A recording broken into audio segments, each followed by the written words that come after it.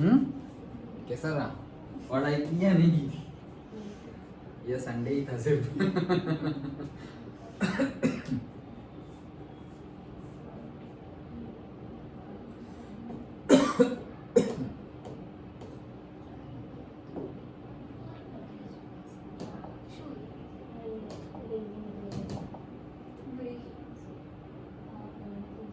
कहाँ पहुंचे हम? पहली, दूसरी, दूसरी।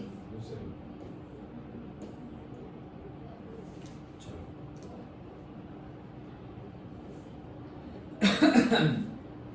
हाँ, हे अंतर्यामी परमात्मा, मुझे किसी भी धर्म का किंचित मात्र भी प्रमाण न दुभाया जाए या दुभाने के प्रति अनुमोदना न की जाए, ऐसी परम शक्ति दीजिए। मुझे किसी भी धर्म का किंचित मात्र भी प्रमाण न दुभाया जाए, ऐसी स्यादवाद वाणी, स्यादवाद वर्तन और स्यादवाद मनन करने की परम शक्ति दीजिए।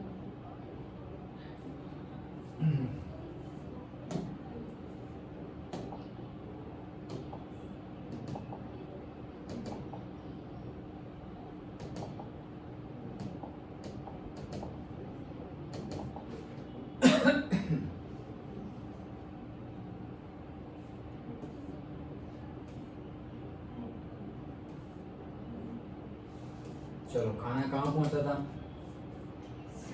स्टमक में तो था। स्टमक में कहाँ था? स्टमक में कहाँ? स्टमक में तो था। स्टमक में ही था, राइट? स्टमक के आगे भेजना है ऐसा? करेक्ट, इन स्मॉल इंटेस्टाइन में भेजना है। ओके, तो सब याद है? पक्का?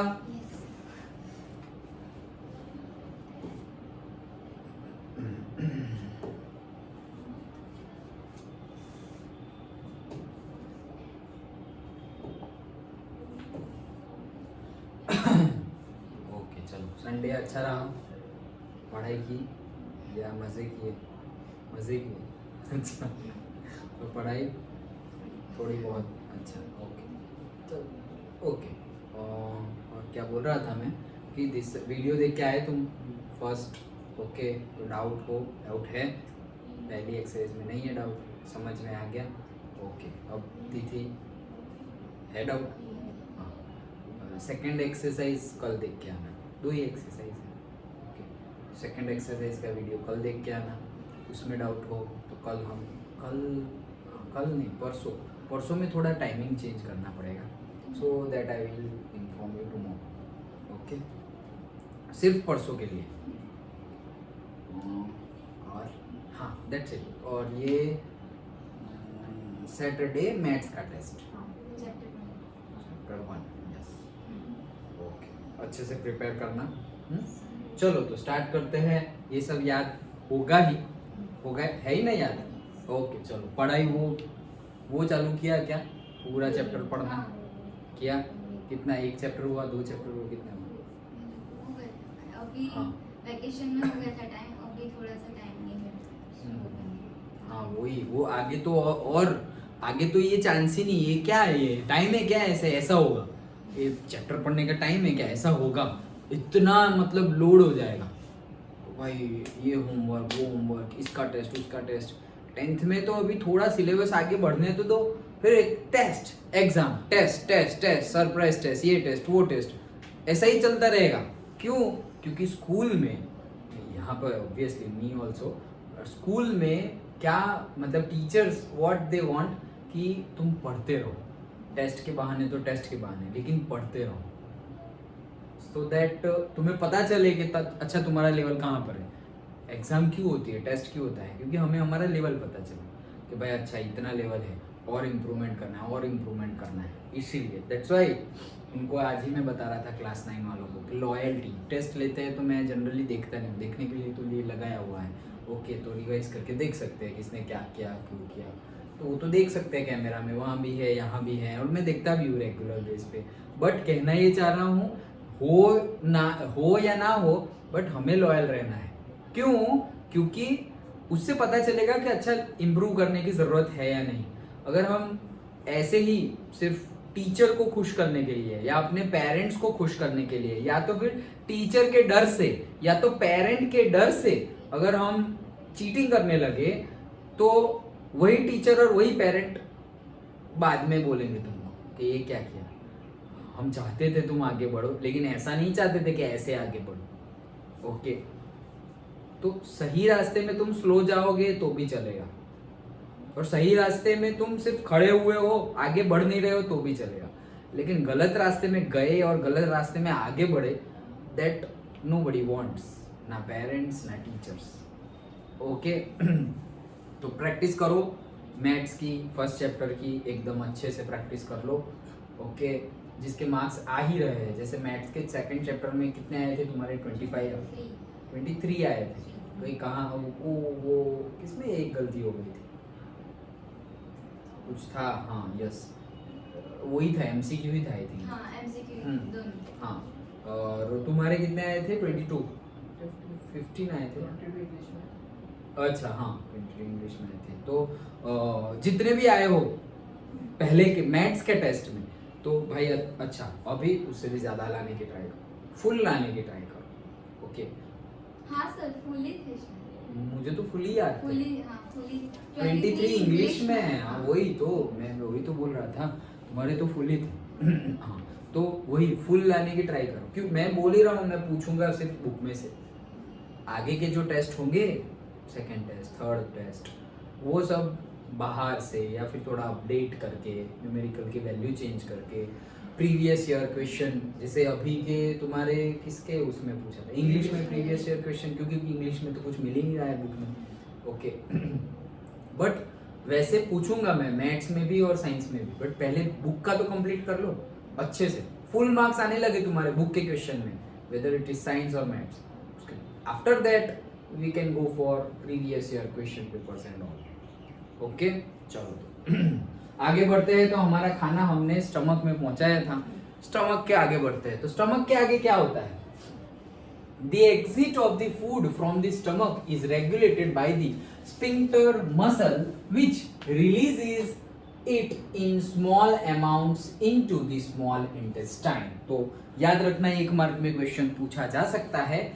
हम क्या पढ़ रहे हैं? हम पढ़ रहे हैं चैप्टर नंबर 5, लाइफ प्रोसेसेस। ये तो वीडियो के लिए बोला मैं। Okay, chapter number 5, life processes. तो क्या बोल रहे हैं हम कि जो फूड है वो फूड स्टमक से अभी आगे जाएगा। तो स्टमक के आगे क्या है? इंटेस्टाइन। कौन सा इंटेस्टाइन? Small intestine. तो स्टमक में से फूड लेना है और थोड़ी थोड़ी क्वांटिटी में देना है। किसको? स्मॉल इंटेस्टाइन को। रेगुलेटेड अमाउंट, ना ज्यादा ना कम। ओके, कम देंगे तो इनडाइजेशन हो जाएगा, स्टमक के अंदर ही पड़ा रहेगा, और ज्यादा दे देंगे तो डाइजेस्ट नहीं होगा सही सही। ओके, विदाउट डाइजेशन ही आगे बढ़ता जाएगा फिर। और फिर जस्ट लाइक कि ऐसा समझो कि हमने बहुत अच्छा न्यूट्रिशन फूड खाया, और अगर वो वाल, स्फिंक्टर वाल्व ये वन टाइप ऑफ मसल, मतलब वाल्व है। ओके, जस्ट लाइक वाल्व होता है ना, जैसे कि नल होता है, open close like that. Okay, तो वो ऑटोमेटिक है। तो स्फिंक्टर मसल वो क्या करेगा? It regulates the food, okay, into the from the stomach to the small intestine. वो रेगुलेट करेगा, okay, in a small amounts में करेगा। From the stomach the food now enters the small intestine. अब कहाँ चला गया वो? स्मॉल इंटेस्टाइन में चला गया। 2 इंटेस्टाइन होते हैं generally, small intestine and large, और से लॉन्ग इंटेस्टाइन। लॉन्ग है बोलो या लार्ज बोलो। ओके, तो एक्चुअली में क्या है? स्मॉल इंटेस्टाइन जो होता है ह्यूमन में नहीं, स्मॉल इंटेस्टाइन जो हर्बीवोर्स होते हैं, मतलब शाकाहारी लोग, शाकाहारी क्रिएचर्स, ओके, उनमें होता है अराउंड 7.5 मीटर जितना बड़ा। सोचो 7.5 मीटर, इतने तो हम खुद नहीं है। 7.5 मीटर्स मतलब फीट में गिने तो 3 से मल्टीप्लाई करो सो अराउंड 20 to 23 फीट जितना, मतलब ये 10 फीट है, ये कितना है 10, अभी उसके ऊपर वापस ऐसा ही रूम तो 20 फीट, उससे भी ज्यादा 20 फीट से भी ज्यादा का स्मॉल इंटेस्टाइन हमारी बॉडी में फिट है ऑलरेडी, सबकी बॉडी में। जस्ट इमेजिन इतना बड़ा, इसीलिए तुमने नहीं देखा होगा तो वेल एंड गुड, मुझे भी नहीं देखना था लेकिन मैंने देखा है। कभी कुछ सीसीटीवी में कुछ मर्डर या ऐसा कुछ आ जाए, नहीं देखना चाहिए ऐसा सब, ये न्यूज़ चैनल वाले पता नहीं कुछ भी दिखा दे, ऐसे अगर कहीं पे कट हो जाए ना तो वो बाहर निकल जाता है। क्या? Small intestine. क्यों?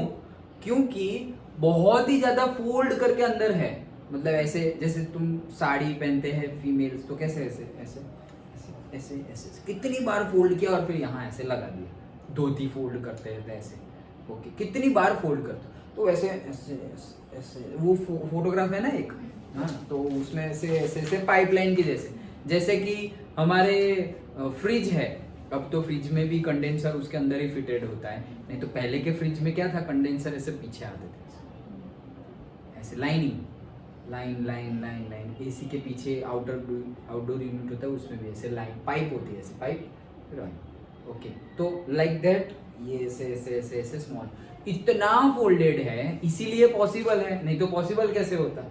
ओके सो 7.5 मीटर्स और जो कार्निवोर्स होते हैं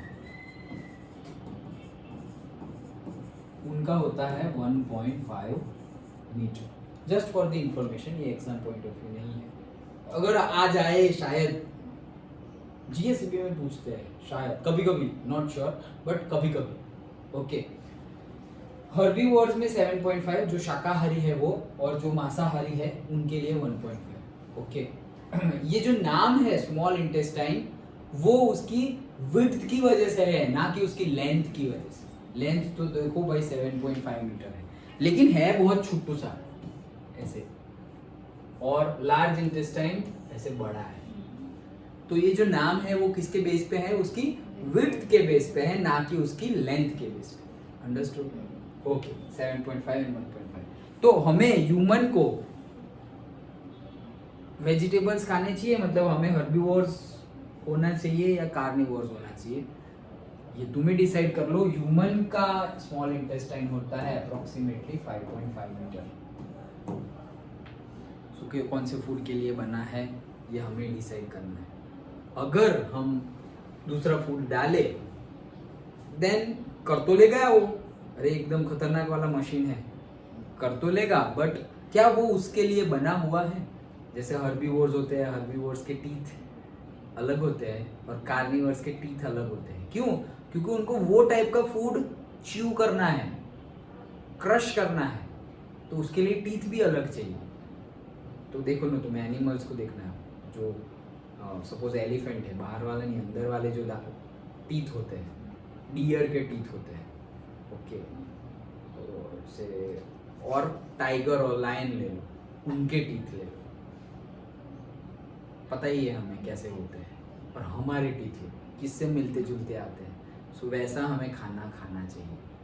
नेचर हमें लॉजिक पता ना चले तो लॉजिक हमें है ही, थोड़ा ऑब्जर्व करना पड़ेगा नेचर को। अच्छा ये लोग ऐसा खाते हैं, इनके दांत ऐसे है, इनकी बॉडी में इंटेस्टाइन इतना है, इनकी बॉडी में इतना है, सब कुछ ऑब्जर्व करो तो हमें पता चल जाएगा कि हमारे लिए क्या सही है क्या गलत है। ओके कोई बोले वैसा करने की जरूरत नहीं है, लॉजिक को समझो। कोई बोले भाई कल उठ के कोई बोल देगा कि ऐसा करो, दूसरा कोई बोले ये सब बकवास है ऐसे ही करो, कोई बोलेगा नहीं, खुद ऑब्जर्व करो, खुद ऑब्जर्व करो कि अच्छा नेचर में ऐसा चल रहा है, ओके तो फिर हमारे लिए शायद ये सही हो। श्योरिटी हमें खुद को खुद देनी है, ना कि दूसरे से। दूसरा भी कोई भी कुछ भी बोले, but you have to use your own mind, own your own brain use करना है कि भाई अच्छा बात सही है या नहीं। कोई तो कुछ भी बोलेगा, और अब तो जमाना ही ऐसा है, हेल लॉट ऑफ इंफॉर्मेशन चल रही है दुनिया में, हेल लॉट ऑफ, क्योंकि टेक्नोलॉजी इतनी आगे बढ़ गई है लास्ट 15 ईयर्स में, लास्ट 10 to 15 ईयर्स। हम जब स्कूल में थे तब इतनी टेक्नोलॉजी नहीं थी, अब देखो कुछ ना कुछ बन रहा है, कोई यूट्यूब पे वीडियो बना बना के डाल रहा है, कुछ इंस्टाग्राम पे रील्स एंड शॉर्ट्स हैं, कितना कुछ, सब लोग ऐसे इंफॉर्मेशन डालते ही जा रहे हैं। 90% फॉल्स होती है, 90% फॉल्स होती है। किसी को तो मतलब कुछ भी देख लो तुम, तो फिर सबके सामने है ऐसा होता है, इसका ऐसा होता है, ऐसा मत बोलने जाना, क्योंकि जी वो सब कुछ सही नहीं है। एक बहुत ही अच्छा फ्रेज है, everything on the internet is not true and that's why you need a library. Book, कोई बुक में ऐसे फालतू चीज लिखता है, फालतू चीज लिखेगी उसकी बुक बिकेगी नहीं, कोई पढ़ेगा नहीं, और ट्रूथ होना चाहिए। ओके, लेकिन वीडियो में अरे कुछ भी फालतू करो ना यार, वायरल कर दो, वायरल कर दो, सबको वायरल होना है, सबको फेम चाहिए, सबको पैसे चाहिए। सो सब कुछ वो ट्रू नहीं होता, मान मत लेना तुम। शेयरिंग की बात भी बाद में, बट तुम खुद मत मान लेना अच्छा मैंने यहाँ पे ये देखा और ये सच है। उसको क्रॉस चेक करो, इंटरनेट पे ही क्रॉस चेक करो, उसके बारे में कोई बुक हो तो बुक को पढ़ो, वो बुक ही इंटरनेट का टेक्नोलॉजिकली अच्छा यूज करो, ई बुक उसकी निकालो, पीडीएफ निकालो, उसमें देखो अच्छा बुक में भी ऐसे लिखा हुआ है। बुक देखने के लिए बुक खरीदने की जरूरत नहीं है, आज तो मोस्टली सारी बुक्स अवेलेबल है, मोस्टली थोड़ा ढूंढने में टाइम लगेगा बट सब कुछ अवेलेबल हो जाता है। ओके, तो वो क्रॉस चेक करने की मेथड है, फिर पता चलेगा अच्छा क्या सही है क्या गलत है। अच्छा चलो, तो ये small intestine, large intestine,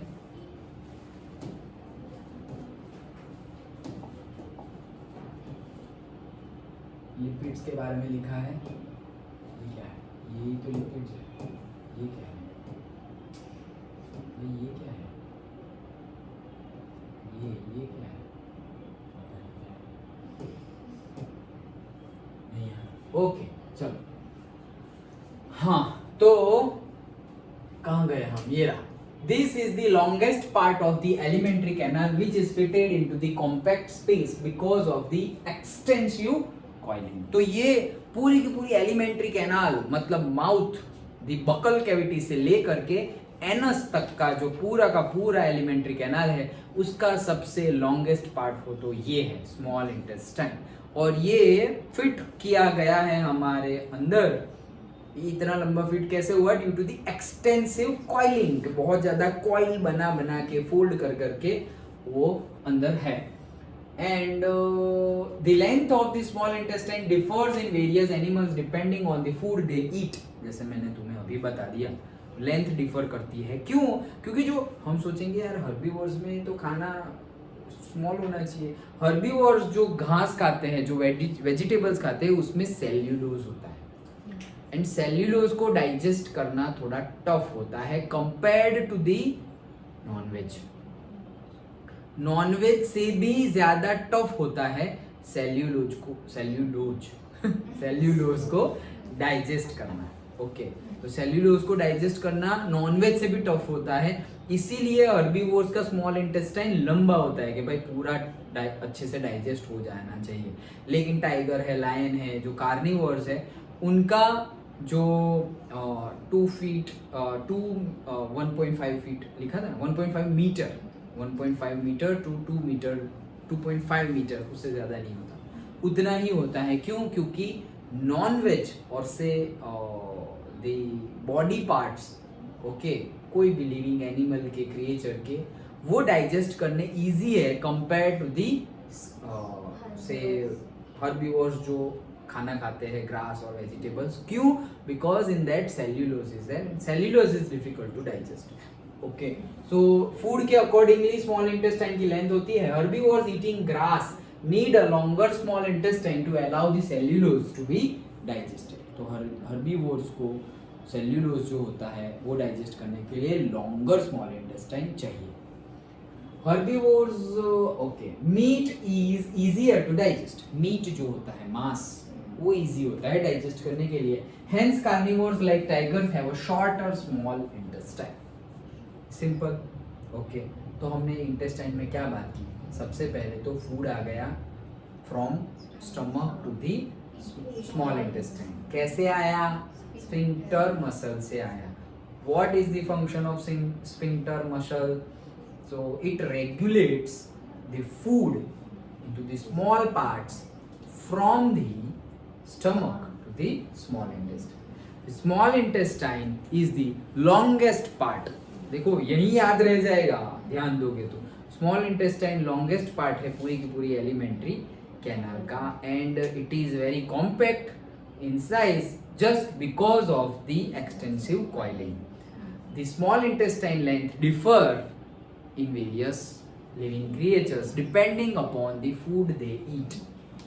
Herbivores which eat grass in which cellulose is there, which is difficult to digest, that's why they have longer small intestine, whereas carnivores have shorter small intestine because meat is easier to digest compared to the cellulose containing food. Simple. Okay. The small intestine is the site of the complete digestion of the carbohydrates, proteins and fats. तो यही वो जगह है जहां पर carbohydrates, fats, protein सब कुछ digest होगा. कहां पर? Small intestine. देखो वहां पे भी सब मीडियम हुआ, ये हुआ, वो हुआ, प्रोटीन सिंथेसाइज के लिए वो सब है, वो सब स्टमक में हुआ, लेकिन मेन डाइजेशन तो भाई बकल कैविटी से ही स्टार्ट हो गया. बोले कहाँ स्टार्ट होता है? तो स्टार्ट होता है. स्टार्ट कहाँ से होता है? बकल कैविटी, क्योंकि क्रशिंग तो यहाँ से स्टार्ट हो गया. और डाइजेशन होता कहाँ पे है? Small intestine. स्टार्ट वहां से हो गया, लेकिन मेन प्रोसेस कहाँ होती है? स्मॉल इंटेस्टाइन में. तो क्या क्या होता है? तो वही कार्बोहाइड्रेट्स यहाँ पर उसका डाइजेशन होगा, प्रोटीन का भी यहाँ होगा और फैट का भी यहाँ होगा. अब ध्यान से अच्छे से 100% give here. Okay. It receives the secretions of the liver and pancreas for this purpose. तो भाई दो लोग जो है वो जूसेस देते हैं डाइजेशन करने के लिए. पहले तो सारा डाइजेशन यहाँ होता है. ओके. अब दो पार्ट है, दो ऑर्गन है जो जूसेस प्रोवाइड करते हैं डाइजेशन के लिए. तो कौन है ये दो? तो एक है लीवर और दूसरा है पैनक्रियास. दोनों के दोनों बाहर होते हैं, मतलब स्टमक के अंदर नहीं है और स्मॉल इंटेस्टाइन के अंदर नहीं है, बाहर है. लेकिन बाहर से सिर्फ जूसेस जाने देते हैं कहां पर? स्मॉल इंटेस्टाइन के अंदर. ओके. चलो आगे देखते हैं. तो ये दो पार्ट है हमारे liver and pancreas. The food coming from the stomach is acidic. जो आता है वो एसिडिक है, इसीलिए म्यूकस भी बना था अंदर. Okay. Acidic and has to be made alkaline for the pancreatic enzymes to act. तो जो पैनक्रियास से भी जूसेस निकलेंगे, लीवर से भी जूसेस निकलेंगे, तो पैनक्रियास से जो जूसेस निकलेंगे वो एसिडिक मीडियम में इफेक्टिव नहीं है. दैट मीन्स उसको बेसिक मीडियम बनाना पड़ेगा. बेसिक मतलब अल्कलाइन मीडियम बनाना पड़ेगा. तो क्या है कि द फूड कमिंग, तो it needs to be alkaline. मतलब जो फूड आया है वो तो एसिडिक है, तो उसको अल्कलाइन बनाना पड़ेगा. क्यों अल्कलाइन बनाना पड़ेगा? क्योंकि वो जो जूसेस रिलीज होंगे वो जूसेस काम कब करेंगे? वो जो एंजाइम्स है वो काम कब करेंगे? जब फूड एसिडिक ना हो, कैसा हो? अल्कलाइन हो, तब काम करेंगे. Alkaline means neutral या base? Alkaline mean base, not neutral. Base. Alkaline मतलब बेस. अंडरस्टूड? हाँ. चलो. It receives the secretions of the liver and pancreas for this purpose. The food coming from the stomach is acid and has to be made alkaline for the pancreatic enzymes to act. Bile juice from the liver accomplishes this in addition to acting on fats. देखो अच्छे से. Bile juice from the liver. जो liver है उसने निकाला क्या? Bile juice. Liver है उसने निकाला बाइल जूस. ये बाइल जूस क्या करेगा? बाइल जूस जो पैनक्रियाटिक एंजाइम्स है उनको वर्क करने के लिए जो अल्कलाइन मीडियम, फूड को अल्कलाइन बनाना है, ये अल्कलाइन बनाने का काम कौन करेगा? बाइल जूस करेगा. और एक ये काम हो गया. दूसरा काम क्या करेगा? ये जो लिखा हुआ है वो in addition to the acting on fats, मतलब जो फैट्स है उसको भी डाइजेस्ट करेगा, तोड़ेगा, ब्रेक डाउन करेगा. दो काम आ गए. लीवर है, लीवर के अंदर से क्या निकला? Bile juice. बाइल जूस ने क्या किया कि जो पेनक्रियाज में से पेनक्रियाटिक एंजाइम्स निकलेंगे, वो उसका वर्किंग प्रॉपर्ली होने के लिए फूड को अल्कलाइन होना होगा, तो फूड अल्कलाइन हमें करना पड़ेगा। वो फूड अल्कलाइन करेगा कौन? लीवर में से निकला हुआ बाइल जूस। दूसरा फंक्शन क्या है उसका? फैट को ब्रेक डाउन करना और फैट को डाइजेस्ट करना। Understood? Okay. Fats are present in the intestine in the form of a large globules which makes it difficult for enzymes to act on them. अच्छा, जो ये फैट्स है in the small intestine में fat जो है वो large globules, मतलब बड़े बड़े बॉल जैसे ग्लोब्यूल्स, ओके, जैसे ऐसे नहीं कि ऐसे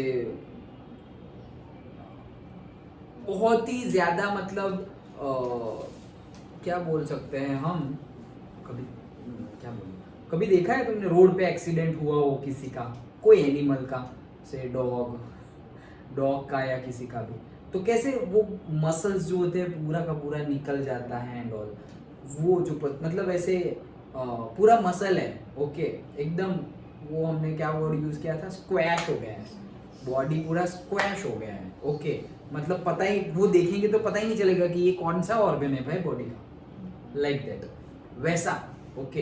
तो वैसे वैसे बड़े बड़े जस्ट लाइक बॉल शेप में है कौन? फैट्स। भाई इतना बड़ा ग्लोब्यूल्स जो है, ओके, वो चलेगा नहीं, छोटा होना पड़ेगा, तो वही चीज लिखी हुई है, fats present in the intestine in the form of large globules which makes it difficult for enzymes to act on them.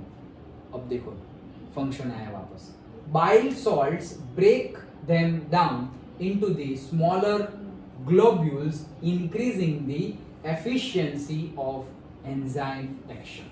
तो भाई ये जो बिगर ग्लोब्यूल्स थे, लार्ज ग्लोब्यूल्स थे, उनमें से स्मॉलर ग्लोब्यूल्स में कन्वर्ट करने का काम कौन करेगा? Bile salts. कहाँ से निकले वो? वहीं से निकले, okay. Bile salts break them down into smaller globules, increasing the efficiency of the enzyme actions. This is similar to the emulsifying action of soaps on dirt that we have learned about in chapter 4. ये sentence तुम्हें नहीं लिखना है theory में, और अगर लिखो तो यहाँ तक का लिखो कि this is smaller to the emulsifying action of the soaps on the dirt. Full stop. That we have learned, ऐसा सब नहीं लिखना है, so that we will learn in chapter 4. Chapter 4 आता है तो टाइम लगेगा भाई, केमिस्ट्री का लास्ट चैप्टर है वो, ओके, तो टाइम लगेगा वहां तक पहुंचते पहुंचते, but that is the emulsification. So emulsification is a process in which, वो इमल्सिफिकेशन जो चैप्टर 4 में हम देखेंगे दैट इज डिफरेंट। उसमें होता क्या है, एकदम सिंपल वर्ड में बताऊं तो, कि जो हमारे कपड़े हैं उसमें डर्ट लग गया, अब वो कपड़े में डर्ट लग गया, अब हमने उसके ऊपर सोप लगाया तो थोड़ा झाग बना, पानी भी है, और अब ये जो झाग है वो पूरे के पूरा जो डर्ट पार्टिकल है उसको जकड़ लेगा और ऐसे निकाल देगा वो, तो जो डर्ट है वो क्लोथ क्लीन हो गया, नहीं तो साबुन घिसने की मेहनत क्यों करेंगे, तो वो डर्ट जो था, धब्बा था, जो दाग था, वो क्लीन हो गया। कहाँ गया ये डर्ट? वो डर्ट पूरा का पूरा चला गया वो झाग के साथ, वो झाग के साथ चला गया।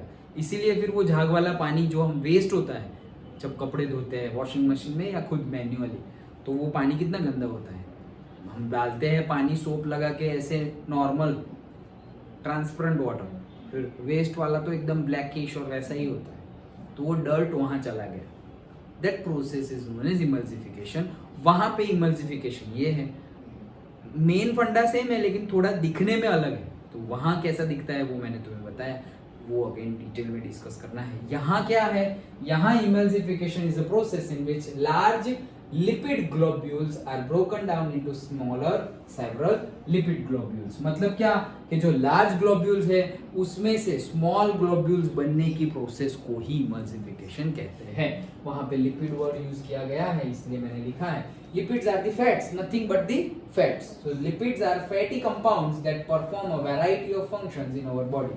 ये जरूरी है, उनका काम है, फैटी कंपाउंड्स जो होते हैं उनका पर्टिकुलर काम होता है, जो हमारे बॉडी में एक्स्ट्रा एडिशनल फैट होता है उसका भी काम होता है, थोड़ी तो होनी चाहिए, अभी जो सपोज ऐसा बोले ना कि fit and fine body, male female what ever, but थोड़ी भी फैट नहीं है, that is not good actually. मतलब अच्छी बात तो है, बट कब अच्छी बात नहीं होगी, जब बीमार होंगे। ओके, जब बीमार होंगे तो more energy is required to recover. जो हमारे सेल्स है, मसल्स है, टिश्यूज, सबको रिपेयर होने के लिए ज़्यादा एनर्जी चाहिए।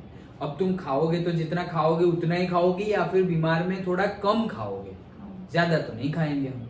ओके, लेकिन अच्छी बात क्या है, रेगुलर जूसेस पिएंगे, नारियल पानी पिएंगे, और कुछ लेमन जूस पिएंगे, ऑरेंज जूस पिएंगे, ऐसा जनरली पी देते ही है। हॉस्पिटल में हो तो यही लेके आते हैं लोग पार्ले जी खाएंगे और जूसेस पिएंगे। ओके, तो क्यों? क्योंकि उससे अच्छी खासी एनर्जी मिलती है, न्यूट्रिशन मिलता है। हम रेगुलर पीते नहीं है, खाते नहीं है, तो अच्छे से रेगुलर बीमार हुए बिना ये सब खाते पीते रहो तो वो नौबत कभी आएगी नहीं। Okay, that we have to learn from it, कि अगर ऐसा सब करने से बॉडी अच्छी बनेगी। बिगड़ी हुई बॉडी अच्छी बन जाती है जो खाने से, तो जब हमारी बॉडी अच्छी है तभी वो खाए ना, तो कभी बिगड़े ही ना। ओके, तो that's why we have to be food conscious. वो जो हम कौन सी वाली, 5th वाली या फिर कोई एक प्रेयर है ना, पर्टिकुलरली फूड रिलेटेड है। ओके, 4th वाली, हाँ, तो वो पर्टिकुलरली फूड रिलेटेड है। ओके, सो क्यों ये प्रेयर, फूड रिलेटेड प्रेयर करने में क्या, क्योंकि हमें तो पता है कि क्या खाना चाहिए, क्या नहीं खाना चाहिए, जंक फूड नहीं खाना चाहिए, फिर भी मन होता है यार, माउथ वाटर्स, पानी पूरी खानी है, पिज्ज़ा खाना है, बर्गर खाना है, दावेली खानी है, मन होता है। तो हम ये प्रेयर मन के लिए कर रहे हैं। तुम खाओ, खाने का बंद नहीं करो, और कर भी नहीं सकते। तुम्हें सपोज 5 years से हैबिट है ये खाने की, और आज हमने प्रेयर की आज से खाना बंद कर देना, कर पाओगे? कितने दिन के, हमेशा के लिए बात चल रही है, नहीं होगा। धीरे धीरे करके बंद करो कि अच्छा ये गुड नहीं, ये अच्छा तो नहीं है, बहुत भूख लगी है लेकिन आज तो खाना पड़ेगा, और खा लो। माइंड में रख के खाओ कि this is not good. Okay, लेकिन अभी खाऊंगा, दैट इज ओके। सिचुएशंस ऐसी बनी है, दैट्स व्हाई। और वो प्रेयर तो हम कर ही रहे हैं। वो प्रेयर हमारे डीप डाउन अंदर की, मतलब अंदर की हमारे वर्ल्ड को चेंज कर देगी, अंदर के वर्ल्ड को चेंज करेगी। और अंदर का वर्ल्ड चेंज हो गया तो बाहर का ऑटोमेटिकली चेंज हो जाएगा। बाहर के वर्ल्ड को चेंज करने की मेहनत नहीं करनी, वो तो जो है वो आएगा ही। जस्ट लाइक कि तुमने कोई एग्जाम दे दी हो तो उसका रिजल्ट तो जो आने वाला है वही आ रहा है। ये प्रेयर तो क्या है, तुम्हारी एग्जाम और तुम्हारे रिजल्ट के बीच में हम प्रिपरेशन कर रहे हैं। एग्जाम और रिजल्ट के बीच में हम प्रिपेयर कर रहे हैं, तो रिजल्ट जो आएगा वो तुम्हारी प्रेयर के बेस पे नहीं आएगा, वो तो तुमने जो एग्जाम दिए है उसी के बेस पे तुम्हारा आएगा। लेकिन ये जो बीच में प्रिपरेशन की ना, उससे नई एग्जाम जो आएगी वो अच्छी जाएगी। समझ में आ रहा है? सो डोंट एक्सपेक्ट कि हाँ ये प्रेयर कर रहे हैं रिजल्ट तो ऐसा ही आ, रिजल्ट तुमने पहले एग्जाम ऑलरेडी दे दी है, उसका आ रहा है। ये प्रेयर से क्या होगा, नई एग्जाम अच्छी जाएगी, और नई एग्जाम जो अच्छी गई तो नया रिजल्ट अच्छा आएगा। ओके, चलो। सो लिपिड्स आर क्या है, फैटी कंपाउंड्स है जनरली। ओके, नेक्स्ट, तो by bile salts break down करेंगे स्मॉलर ग्लोब्यूल्स को लार्जर ग्लोब्यूल्स को स्मॉलर ग्लोब्यूल्स में। Okay, the pancreas secretes pancreatic juice.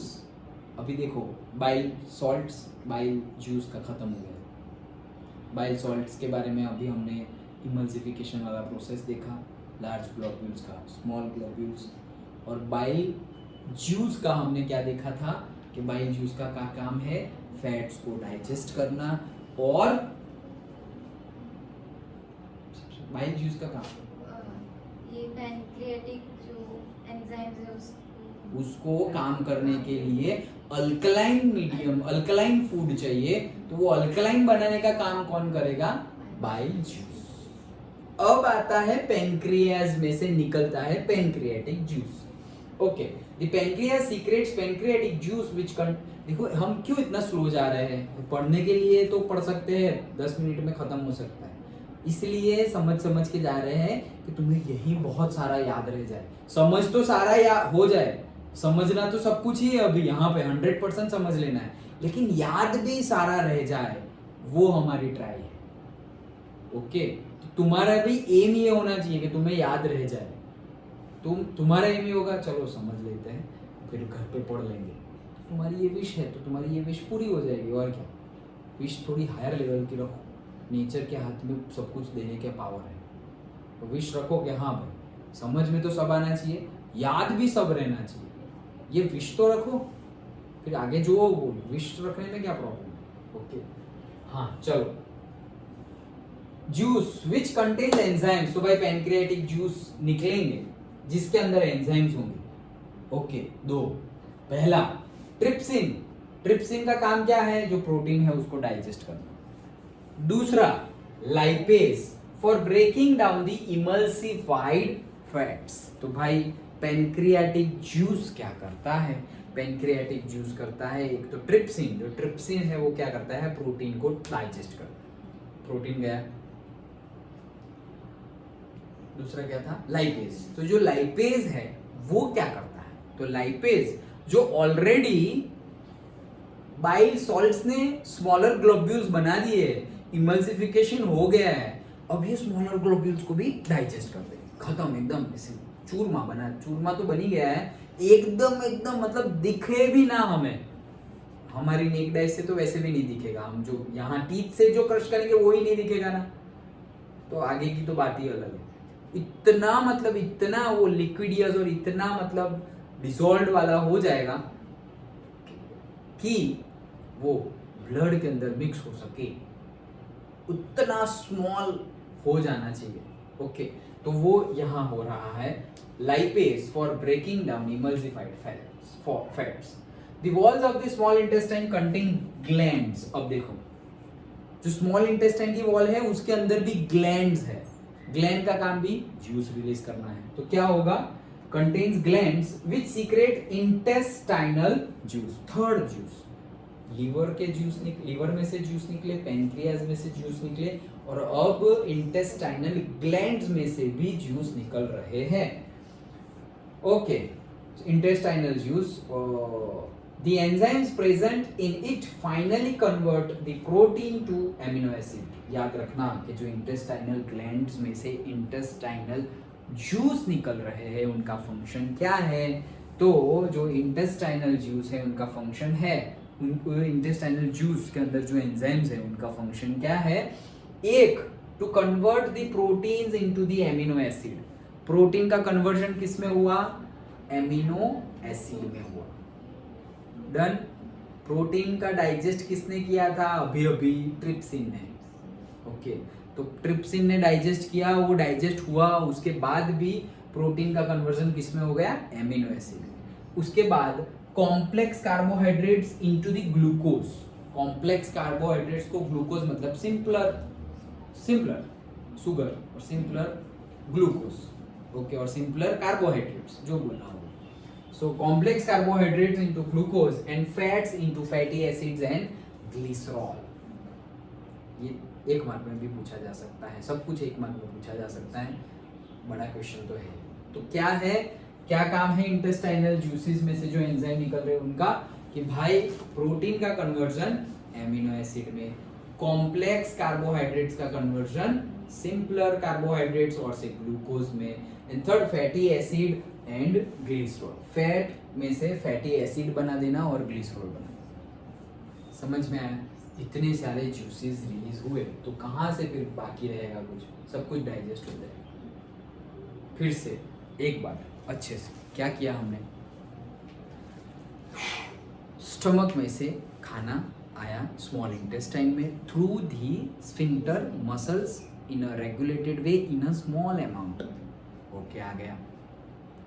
अब आ गया तो थोड़ा बहुत इंट्रोडक्शन दे दिया हमने स्मॉल इंटेस्टाइन का, कि small intestine is the largest part of the alimentary canal. Its length depend on the food we eat. Okay, herbivores are having longer small intestine because of the food they eat.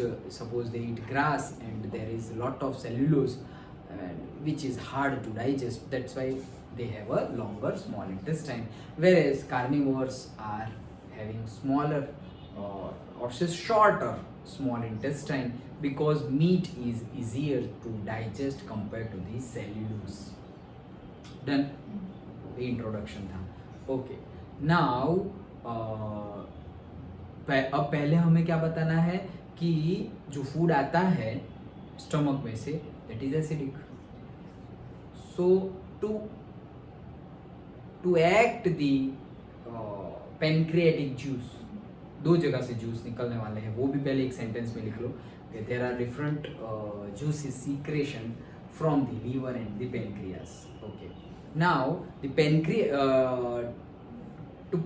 to act of pancreatic juice it needs कौन सा alkaline, yes, alkaline medium. Okay, so that process is done by whom? Bile juice, which are secreted from liver. Very good. And the other function of the bile juice are to digest the fats. Okay, दूसरा क्या निकलता है उसमें से? Bile salts. उनका काम क्या है? ब्रेक डाउन करना.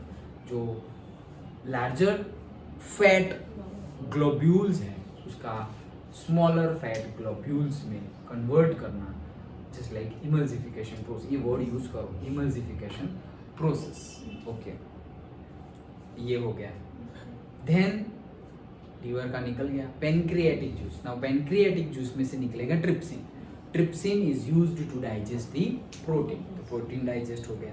उसके बाद आएगा लाइपेज. लाइपेज क्या करेगा?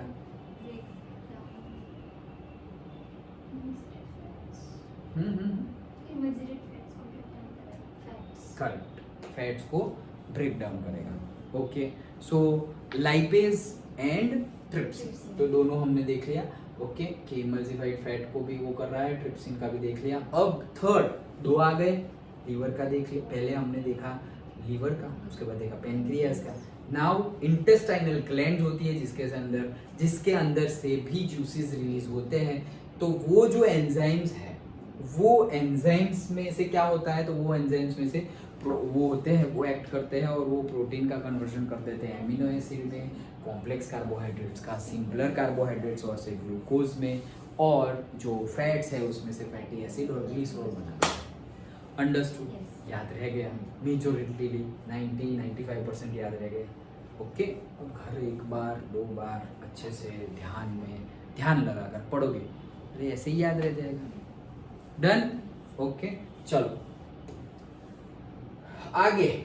Digested food is taken up by the walls of the intestine. अब क्या हो रहा है? डाइजेस्टेड फूड जो है वो इतना ज्यादा माइन्यूट और से नैनो लेवल का हो गया है, नैनो से भी छोटा हो गया है.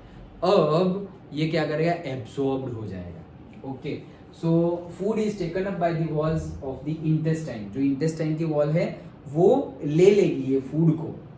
The inner lining of the small intestine has a numerous finger-like projections called villi, which has increased the surface area for the absorption. तो भाई जो स्मॉलर इंटेस्टाइन की वॉल्स है उसमें फिंगर लाइक स्ट्रक्चर होते हैं जिसको विली बोलते हैं, और विली की वजह से जो एब्सॉर्प्शन का एरिया है वो बढ़ जाता है. And villi is nothing but जो हमने देखा था वही finger like structure like this. किसमें देखा था? कल ही देखा था. Cilia, yes, cilia, but देख paramecium, yes, correct. Okay, so that cilia और ये this is villi, but same है. Okay, तो finger like structure होते हैं, यहाँ से ही absorption हो जाता है किसका? Food का. Okay, तो food का absorption हो गया. फिर कहाँ गए? हम कहाँ गए? The inner lining, okay. The villi are richly supplied with blood vessels which take the absorbed food to each and every cell of the body. तो भाई विली क्या होता है? विली के ऊपर, ये विली है और विली के ऊपर क्या होता है? बहुत ही ज्यादा ब्लड वेसल्स होती है. ब्लड वेसल्स क्या करेगी? ब्लड वेसल्स के अंदर क्या होगा? ऑब्वियसली ब्लड होगा. तो ब्लड के अंदर ये फूड मिक्स हो जाएगा. अब ब्लड के अंदर ये फूड मिक्स हो गया. अब ब्लड तो पूरी बॉडी में घूम रहा है और पूरी बॉडी के सारे सेल के पास जा रहा है. तो ये फूड भी पूरी बॉडी के सारे सेल के पास चला गया. हमारा गोल तो यही था कि सारे सेल के पास फूड पहुंचे. इसीलिए ब्लड का फ्लो होना जरूरी है. सबका ही जरूरी है भाई। एक छोटा सा वो स्फिंक्टर मसल भी काम ना करे तो गए। सब कुछ माइन्यूट माइन्यूट भी बहुत ज्यादा जरूरी है। और ये सारी इतनी माइन्यूट जरूरी चीजें भी लॉन्ग लास्टिंग 70 to 100 ईयर्स के लिए परफेक्टली काम करती है। ये साइंस है। अभी हम ऐसा कुछ कर सकते हैं, ऐसा रोबोट बना सकते हैं क्या? Way to go. ओके चलो।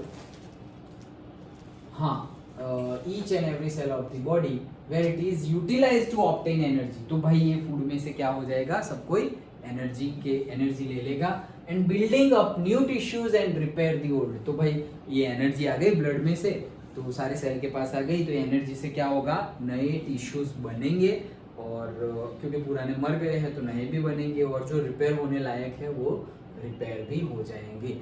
That's why food is necessary. और अगर हम फास्ट करते हैं, ओके फास्ट करना चाहिए, हमारे स्क्रिप्चर्स के अकॉर्डिंग भी हमें 15 डेज में एक बार, मतलब मंथ में 2 बार फास्ट करना चाहिए। ओके और मंथ में 2 बार फास्ट करने से क्या होगा कि तुम एनर्जी लोगे नहीं, मतलब तुम कुछ खाओगे नहीं वैसा फास्ट। ओ चलो साबुदाना ये वो वाला फास्ट नहीं। ओके जनरली अभी हम वो वाला फास्ट करते हैं, फ्रूट खा लिए, साबुदाना। अब तो समोसा भी मिलता है। फराली समोसा। ओके तो समोसा वड़ा कितना कुछ। ओके तो वो फास्ट की बात नहीं चल रही है। ओके बट ये फास्ट जो हमारे सेजिस ने बताए थे वो फास्ट ऐसा नहीं है, वो बताते ऐसे थे कि भाई तुम ये फास्ट करो तो भगवान तुमसे खुश हो जाएंगे। अरे भगवान तो खुश होंगे ही, तुम अपनी बॉडी का अच्छे से ध्यान रखोगे तो भगवान तो खुश होंगे, बट हम लालची है ना, वो भगवान खुश होंगे चलो करेंगे, इसीलिए उन्होंने ऐसा बताया। अदरवाइज हमारी बॉडी के लिए वो अच्छा है। ओके हमें ऐसा समझाते तो समझते हैं, अभी भी डॉक्टर समझाते हैं, कितने कोई लोग समझाते हैं, हम पढ़ते हैं। ओके बचपन से ये देखो, तुम अभी पढ़ रहे हो, अभी तो लाइफ स्टार्ट हुई है, ऐसा समझो अभी पढ़ रहे हो, अभी लाइफ स्टार्ट हुई है, फिर भी लोग बीमार होते हैं, ब्लड प्रेशर, डायबिटीज, ये वो, हार्ट अटैक्स, कितनी बीमारियां हो गई है। क्यों? क्योंकि हम ये नॉलेज ले तो रहे हैं, हमारी लाइफ में नहीं डाल रहे। मार्क्स भी आ गए, परसेंटेज भी आ गए, लाइफ में हमने इम्प्लीमेंट नहीं किया। तो समझ लो मैथ्स में तुम्हारे 100 आउट ऑफ 100 आ रहे हैं हमेशा, और तुम्हें बिजनेस करना नहीं आए तो फिर क्या करेंगे हम? वो मैथ्स का क्या करें हम जो फायदा नहीं दिला रहा है? मार्क्स का क्या करेंगे? मार्क्स लाने हैं, 100 आउट ऑफ 100 लाने हैं, तो अभी हमें मार्क्स लाने हैं तो मार्क्स लाए, फिर हमें उसका यूज करना है तो यूज भी करेंगे डे टू डे लाइफ में। और वो तो बिजनेस की बात हो गई, तो आगे जाके डे टू डे लाइफ में यूज करेंगे। ये तो अभी डे टू डे लाइफ में यूज होगा, खाना, ब्रीदिंग, ये वो सब कुछ जैसे हमें पता चले वैसे एटलीस्ट इंप्रूव करने की ट्राई करो। जैसे मैंने पहले बताया, आज से बंद वो मत करो, नहीं तो डिस्टर्ब हो जाएगी बॉडी। बट धीरे धीरे ट्राई करो कि अच्छा इतना कुछ कर रहे हैं जो अच्छा नहीं है, जो राइट नहीं है, धीरे धीरे कम करते हैं, धीरे धीरे। एक दिन आएगा जब पूरा कम खत्म हो जाएगा। और अगर ऐसी हम लिविंग रखेंगे तो हमारी एज जितनी होनी चाहिए ना उससे भी थोड़ी ज़्यादा हो जाएगी, और अगर उससे उल्टी प्रोसेस में आगे बढ़ेंगे तो जितनी एज होनी चाहिए उससे भी कम हो जाएगी। सिंपल फंडा है। ओके हाँ, सो कहाँ गए? The unabsorbed food is sent to the large intestine. अब चलो, अब तो कुछ ज्यादा रहा नहीं है, तो स्मॉल इंटेस्टाइन में इतना कुछ हो गया। अब जो एब्जॉर्ब नहीं हुआ वो फूड आगे चला गया, कहाँ पे? लार्ज इंटेस्टाइन में। लार्ज इंटेस्टाइन में वो फूड कुछ अब ज्यादा कुछ होगा नहीं। लार्ज इंटेस्टाइन में मेन क्या होता है, जो वाटर होता है वो एब्जॉर्ब हो जाता है। Okay so large intestine where its wall absorb more water from this material. ये मटेरियल है उसमें से वाटर निकाल देता है, वाटर निकाल लिया, इसलिए it is more solid. Okay that undigested food is more solid, क्योंकि उसमें से हमने लिक्विड निकाल लिया। Okay the rest of the material is removed from the body via the anus. तो जो एनस है, जो पार्ट ऑफ और से hole of our body, from where we we do latrine और टॉयलेट, वहां से उसको क्या बोलते हैं, एनस, और वहां से ये अनडाइजेस्टेड फूड निकल जाता है, simple. Okay, the exit of this waste material, this is also one more question, the exit of the waste material is regulated by the anal sphincter, ये भी याद रखना है, what is the function of anal sphincter। तो anal sphincter का काम क्या है, again it is just like a valve, तो वो वाल है कि पूरा का पूरा हमारा जो स्टोरेज है वो फुल हो गया, उसके बाद ही वो ऑपरेट होगा, और then only that undigested food will go out. तो ये पर्टिकुलरली वाल्व है, एनल स्फिंक्टर, एक मसल बोल सकते हो, वाल्व तो एक टेक्निकल टर्म हो गया, बट हम बोल सकते हैं एक मसल है, वो मसल काम करेगा तभी। सोचो ये मसल नहीं होता तो ऐसे खुला ही रहता, तो कितना वेस्ट वेस्ट वेस्ट वेस्ट ऐसे ही ओके पड़ा हुआ ही, कई प्रॉब्लम होता है, जैसे छोटे बच्चे होते हैं वो, और बहुत ज़्यादा ओल्ड एज होते हैं वो, उनका ये मसल ठीक से काम नहीं करता, वो लोग कब लेटरिन कर देते हैं उनको ही नहीं पता चलता, जैसे छोटे बच्चे को पता चलता है, नहीं चलता, वो पता चलता भी हो तो भी वो हमें नहीं पता चलता कि उनको पता चलता है नहीं चलता। ओके, और से जो ओल्ड एज होते हैं, बूढ़े बहुत ज्यादा, और सबको नहीं होता कि ओल्ड एज हुआ तो ये हो गया, ऐसा नहीं है, लेकिन ऐसे कई केसेस है ओल्ड एज में ज्यादातर देखने को मिलते हैं, जिनमें देखने को मिलते हैं वो ज्यादातर ओल्ड एज में होते हैं कि उनका ये मसल्स अच्छे से काम नहीं करता। So may be they do that toilet in the bed also, okay, और सपोज कुछ चल रहे हैं और उनको पता ही नहीं है कि टॉयलेट हो गया है, ओके, वैसे सारी चीज़ें होती है, ये ट्रूथ है, मैं बता रहा हूँ, ऐसा होता है। क्यों, ये ठीक से काम नहीं कर रहा है इसलिए, तो उसकी फिर दवाइयाँ खाओ तो ठीक से, मतलब प्रॉब्लम है तो सॉल्यूशन भी है, ओके, उसकी दवाइयाँ खानी पड़ेगी, ये वो लाइक दैट। समझ में आया? तो पूरा खाना हमने बकल कैविटी से डाल के एनस तक से निकाल दिया, समझ में आया अच्छे से? This is all about nutrition in human being, understood? Okay, चलो तो आगे बढ़ते हैं, ये पढ़ना हो तो पढ़ लेना, good for information, not for exam point of view, और ये भी ट्राई करना, लास्ट में हम डिस्कस करेंगे। Now we will discuss about the respiration, सांस लेंगे, ओके, तो respiration activity we will do afterwards. हाँ, so we have discussed the nutrition in organisms in the last section. The food material taken in during the process of nutrition is used in the cells to provide energy for the various life process. तो अब हमने क्या देखा कि जो food है, food चला गया है ब्लड में, और ब्लड चला गया है to the every cell of the body, और एनर्जी है, एनर्जी का यूज करेंगे और सेल सब अपना काम करेंगे। लेकिन ये जो एनर्जी है, फूड तो है लेकिन सिर्फ फूड है, फूड थोड़ी एनर्जी है, फूड में से एनर्जी बनेगी। तो फूड में से एनर्जी बनने के लिए again one important process, life process is there, and that is respiration. तो फूड तो है बट उसमें, वो तो फूड है, लेकिन फूड में से एनर्जी गेन करने के लिए ऑक्सीजन चाहिए, and that comes by the respiration process.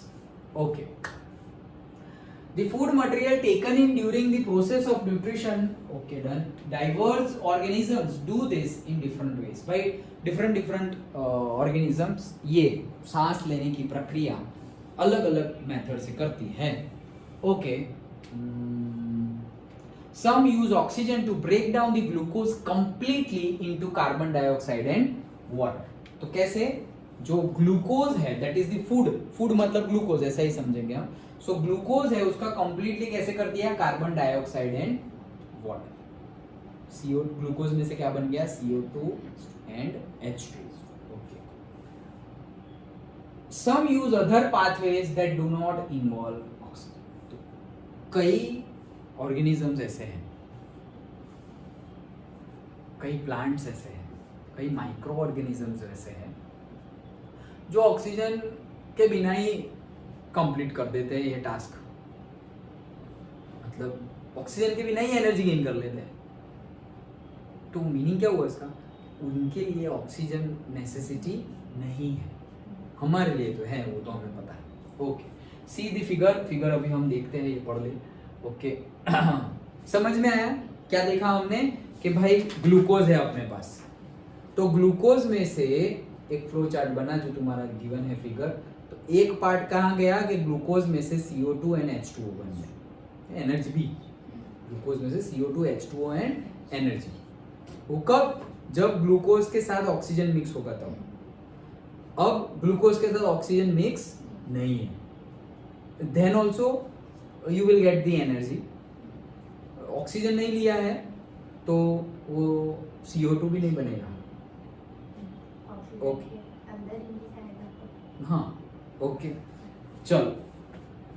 In all cases, the first step is breakdown of the glucose or 6-carbon molecule into the 3-carbon molecule called the pyruvate। याद रख लेना ये क्या है। फर्स्ट स्टेप क्या है कि भाई 6 कार्बन का जो ग्लूकोज है C6H12O6, तो ये जो 6 कार्बन का जो ग्लूकोज है वो 6 कार्बन का ग्लूकोज ब्रेकडाउन होता है और बनता है pyruvate, that is the intermediate जो बनता है उसका नाम क्या है? पाइरुवेट। पाइरुवेट का फॉर्मूला डिफरेंट होता है, लेकिन कार्बन जो होते हैं वो कितने होते हैं? 3।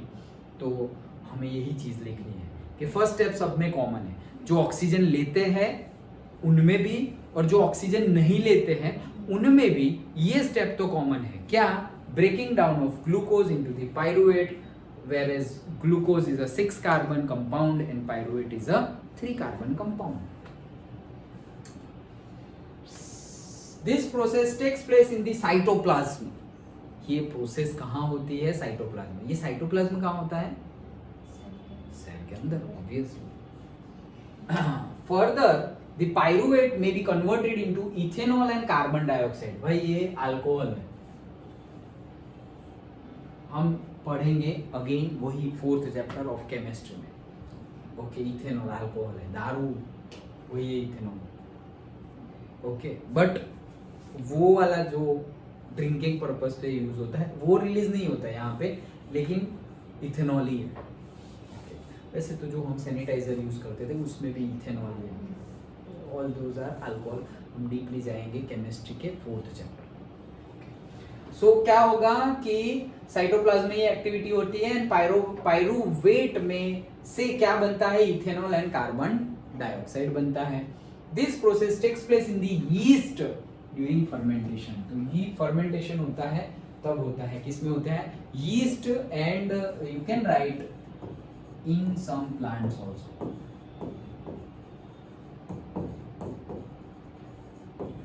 इन some plants and in yeast ये प्रोसेस होती है। कौन सी process?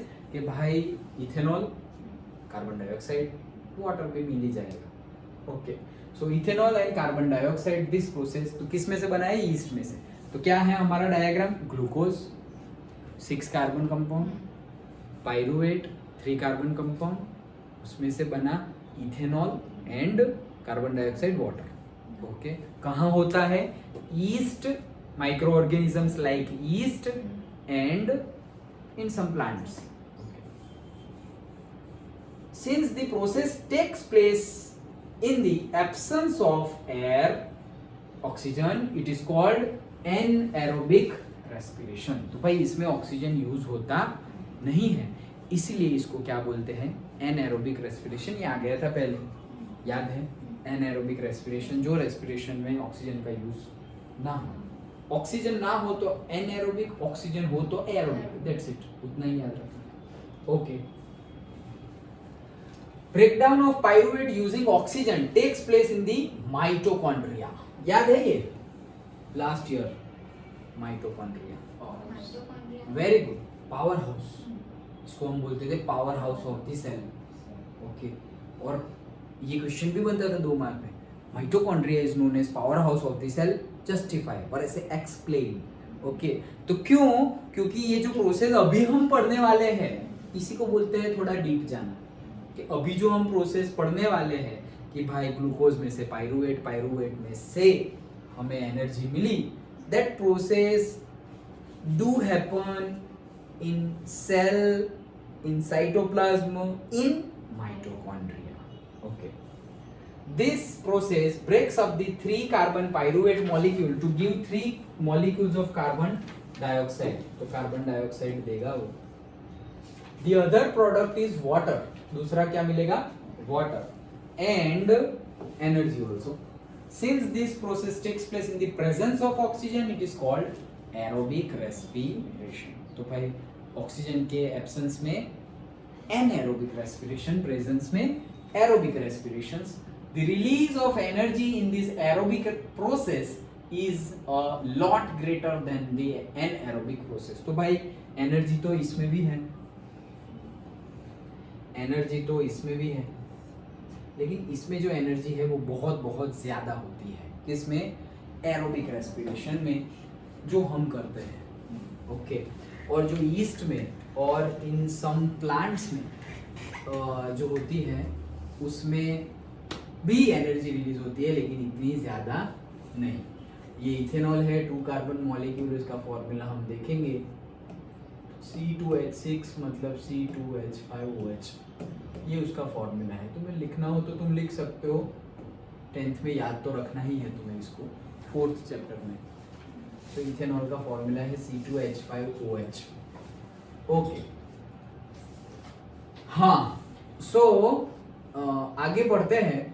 Sometimes when there is a lack of oxygen in our muscle cells, another pathway for the breakdown of pyruvate is taken. तो भाई जब हम हमारी बॉडी में मसल्स के पास ऑक्सीजन की कमी होती है, कब कमी होती है? जब तुम सपोज भाग रहे हो, कोई भाग रहे हो तो ज्यादा एयर ले रहे हो क्या? तो अभी एयर ले रहे हो, लेकिन अंदर जो है भागेंगे तो ऑब्वियसली ब्रीथ फास्ट करेंगे, भागेंगे. तो ये हमने फास्ट ली ब्रीथ फास्ट ली, लेकिन ब्रीथ अभी फास्ट ली तो वो अंदर जाएगी और टाइम लगेगा ना भाई जाने में. लेकिन अंदर जो ऑलरेडी है वो तो कम है. अंदर जो अभी सपोज ये मसल है और से सेल है, उसको ऑक्सीजन मिलने वाला है, तो ये उसको ऑक्सीजन मिला, लेकिन ये उसको ऑक्सीजन मिला, उसमें से जो एनर्जी रिलीज हुई वो एनर्जी तो कुछ है ही नहीं. क्यों? क्योंकि मैं खड़ा था उसके लिए इतनी एनर्जी इनफ थी, मैं बोल रहा था उसके लिए इतनी एनर्जी इनफ थी, लेकिन अब तो मैं बोल भी रहा हूँ और मैं भाग रहा हूँ, तो ये जो एनर्जी अभी रिलीज हुई दैट इज नॉट इनफ. तो मुझे ज़्यादा एनर्जी चाहिए. ज़्यादा एनर्जी कब मिलेगी? जब ज़्यादा ऑक्सीजन इसे मिलेगा. फूड तो सपोज हमने ले लिया है, और देखो याद रखना वो जो फूड हमने लिया है न्यूट्रिशन खत्म हो गया है. ओके, ये अभी आएगा लेकिन इसमें ही आएगा. फूड जो हमने लिया है ऐसा नहीं है कि सारा का सारा जो अनडाइजेस्टेड है वो तो निकल गया, लेकिन जो डाइजेस्टेड है वो सारा का सारा उसकी एनर्जी नहीं हो, वो स्टोर होती है इन टर्म्स ऑफ, देखा था हमने एक लेक्चर पहले, glycogen. Very good. Okay, so this fat is what? Glycogen. तो ये ग्लाइकोजन है. अब तो मतलब फूड तो है तुम्हारे पास, ऑक्सीजन की कमी है, तो फूड है मतलब ग्लूकोज है तुम्हारे पास, ऑक्सीजन नहीं है. अब तुम भाग रहे हो तो ज्यादा एनर्जी चाहिए. ज्यादा एनर्जी है नहीं ना तुम्हारे पास. ज्यादा एनर्जी सेल को रिलीज करने के लिए या यूज करने के लिए ज्यादा ऑक्सीजन चाहिए. तो अब तुमने लेना स्टार्ट किया फास्ट, लेकिन अभी लेना स्टार्ट किया ना, पहले का क्या? वो तो नहीं था. तो वो नहीं था, that means absence of oxygen. और ऑक्सीजन मिला, ऐसा नहीं मिला. एब्सेंस ऑफ ऑक्सीजन में तो ये इथेनॉल बन गया था.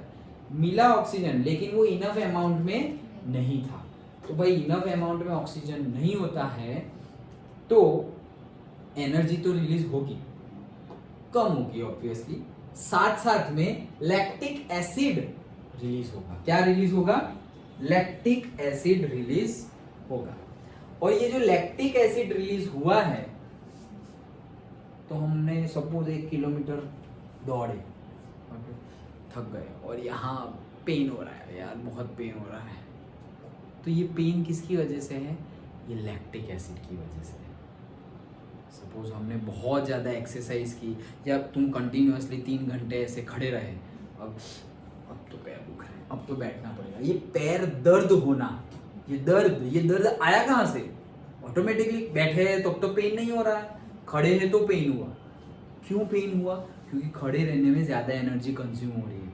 ज़्यादा एनर्जी कंज्यूम हो रही है और तुम ब्रीथ वही रेट से कर रहे हो, बैठे बैठे जो ब्रीथ कर रहे थे खड़े खड़े भी वही रेट से कर रहे हो, दैट मीन्स ऑक्सीजन उतना ही मिल रहा है।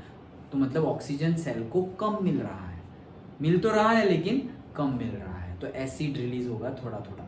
और अगर थोड़ा थोड़ा ऐसा एसिड रिलीज हुआ, that acid is lactic acid and that give you pen.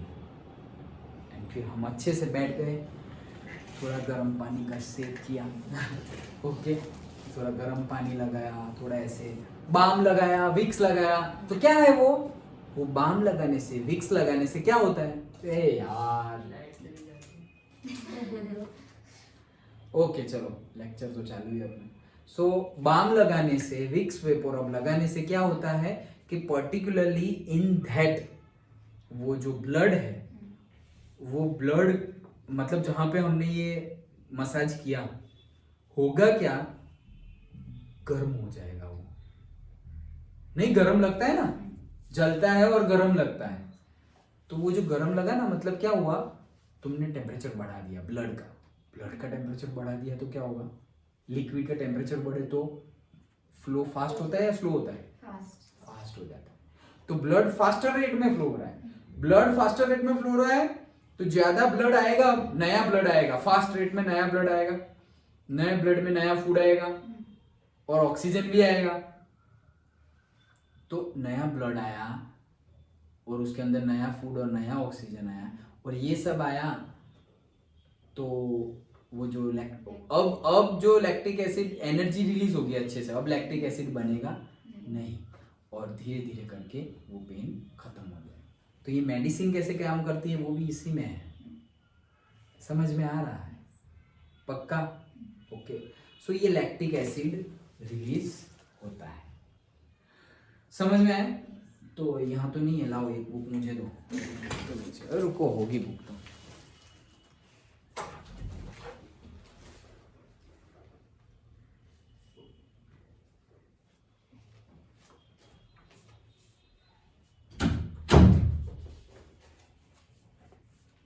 Page number 102।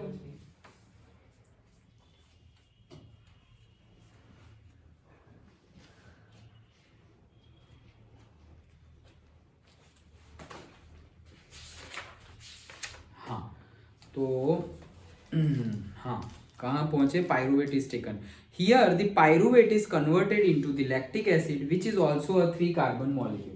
This build up a lactic acid in our muscles during the sudden activity causes cramps. तो भाई ये जो अचानक से लैक्टिक एसिड आया है वो क्या क्रिएट करेगा? क्रैम्प्स क्रिएट करेगा, जिसकी वजह से हमें पेन होता है. एंड देन दी एनर्जी, बस रुको ये बाद में पढ़ते हैं, लेकिन ये पहले समझ लो, पूरा डायग्राम समझ लो. सबसे पहले क्या है? ग्लूकोज है, 6 कार्बन कंपाउंड C6H12O6. अब इन साइटोप्लाज्म होगा ये एक्टिविटी, साइटोप्लाज्म में हो रही है. ओके. अब बन रहा है pyruvate, without oxygen, with oxygen और से समवॉट ऑक्सीजन, व्हाटएवर, बट ये पहला स्टेप सबके लिए कॉमन है. तो पायरुवेट बन गया विच इज 3 कार्बन मॉलिक्यूल और से कंपाउंड, और अभी भी रिलीज हुई है एनर्जी. तो 6 कार्बन में से 3 कार्बन बनेंगे तब भी एनर्जी रिलीज होगी. ओके. नाउ अब जो लोग ऑक्सीजन नहीं ले रहे हैं, तो ऑक्सीजन नहीं लेंगे, suppose in yeast and some plants, तो उन लोग में क्या बनेगा भाई? दारू बनेगा, ऐसा समझ लो. ओके. वो ऑक्सीजन नहीं ले रहे हैं तो कुछ और लेंगे. और क्या लेंगे? मतलब याद रखने के लिए बोल रहा हूँ, तो अल्कोहल. ओके. तो मिथेनॉल बनेगा, CO2, एनर्जी भी मिल जाएगी. ओके चलो. देन ऑक्सीजन होगा, उसमें क्या होगा? तो भाई ऑक्सीजन होगा तो अच्छी बात है. तो ऑक्सीजन होगा तो वहां तो दारू है, यहाँ दारू नहीं, सिंपल पानी. Okay. So water and energy and CO2. Done. Okay. And second, जिसमें ज्यादा क्वांटिटी में ऑक्सीजन जरूरी है लेकिन मिलता नहीं है, इन दी एब्सेंस ऑफ ऑक्सीजन, वहां क्या होगा? लैक्टिक एसिड बनेगा और एनर्जी रिलीज होगी. तीनों कंडीशन में एनर्जी रिलीज हो रही है, मतलब हमें एनर्जी तो मिल रही है, बट कहीं पर हो रहा है. ये पहला केस तो अपने लिए है ही नहीं, हम तो कर ही नहीं सकते विदाउट ऑक्सीजन. ओके. तो लेकिन सब में होगा क्या कि एनर्जी तो मिल जाएगी, लेकिन हमारे अगर कम ऑक्सीजन मिला तो लैक्टिक एसिड भी रिलीज होगा. एक सेंटेंस में वो डेफिनेशन के भी लिख देने हैं, डेफिनेशन तो नहीं लेकिन इस तरह से हो रहा है, इसलिए without in the absence of oxygen हो रहा है, इसलिए इसको एनएरोबिक रेस्पिरेशन बोलते हैं. और ये इन दी प्रेजेंस ऑफ ऑक्सीजन हो रहा है, इसलिए इसको एरोबिक रेस्पिरेशन बोलते हैं। तो ये चार्ट याद रह गया, इंपॉर्टेंट है। चार्ट भी सिर्फ पूछा जा सकता है और चार्ट के साथ पूरा का पूरा थियरी भी पूछा जा सकता है। The energy released during the cellular respiration is immediately used to synthesize a molecule called ATP, which is used to fuel all other activities in the cell. तो ये जो एनर्जी रिलीज हुई, लास्ट में हमारे पास एनर्जी रिलीज हुई, तो ये energy जो हमें मिली है उससे बनता है ATP। फुल फॉर्म याद रखना, एडिनोसाइन ट्राइफॉस्फेट। लिखा हुआ है यहाँ पे? नहीं लिखा हुआ है तो याद रख लो, एडिनोसाइन, ADENOSINE,